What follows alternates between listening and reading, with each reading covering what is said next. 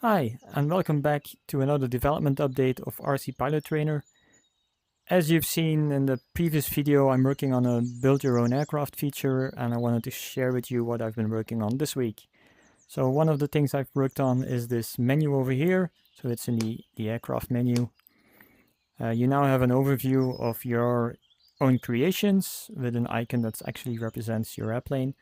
So I can switch them easily over here, and we can also, of course, add a new build. So let's start with a fresh build and go into build mode. The main thing I've worked on this week are the wings. So last week you saw some prefabricated wings.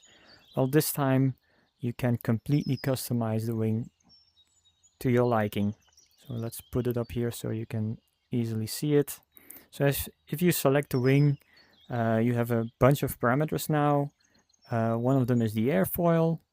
So by default it's a symmetric airfoil, but I can make it a more of a glider one, or a little bit thicker, or even a flat plate. And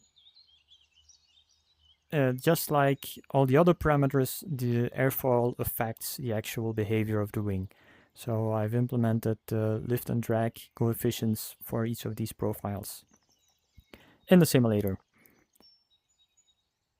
So next we have the span of the wing, or the wing section, because you can combine multiple sections, as I'll show you in a bit. We can change the root chord and the chord at the tip. There's the incidence, which is the default angle of attack of the wing. And then we have the next up, dihedral, or you can go negative as well, which I think technically it's called anhedral in that case. And if you want to go with a jet, there is also a wing sweep parameter. Then lastly, the control surface, you can control how large they are. So we can go up to 50% for some huge ailerons in this case. But let's keep it somewhere in the middle. So for example, let's say we want to build an F4U Corsair, which has these typical gull wing wings. Let's see if we can approximate that. So this might be a little bit wide. Let's lower the chord slightly.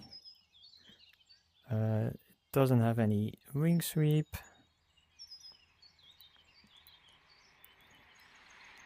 It has anhedral at the roots of the wings. So let's make the first section something like this.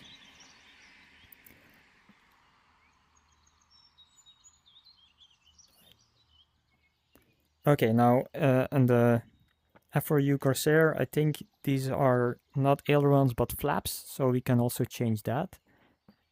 So we can change it from aileron to flap, and then the other one as well. It should not be reversed in that case. Okay, and now if I go back into fly mode, flaps down, flaps up, you can see flaps it lower the down, flaps. flaps up, flaps down. Apparently flaps it's up. resting on the flaps, which is not ideal. And let's lower the landing gear a bit. Let's cheat a little. Okay, then the next section of the wing. Let's add it. Now I can put it here approximately, and then I could try and manually tweak it to link up with the previous part. But if I just enable the snap feature and snap it, then it automatically matches up all of the parameters. So that's looking a bit better, but of course we want it pointing up and not down, so let's change the dihedral. And let's make it a little bit wider at the tip. Something like this. Okay. Now the same goes for the horizontal tail, so those are actually also just wings, maybe with a different airfoil. And yeah, I think in this case we want to give it a little bit more of an elevator, a larger elevator, something like this.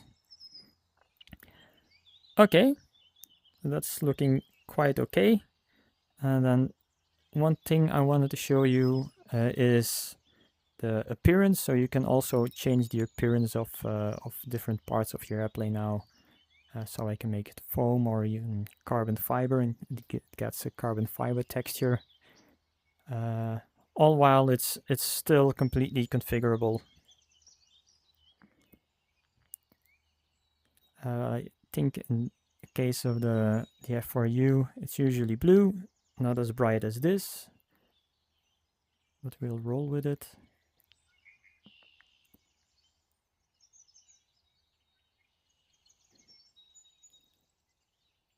So you won't. Some people have asked me, can I paint the aircraft? That won't be possible, at least not in the beginning.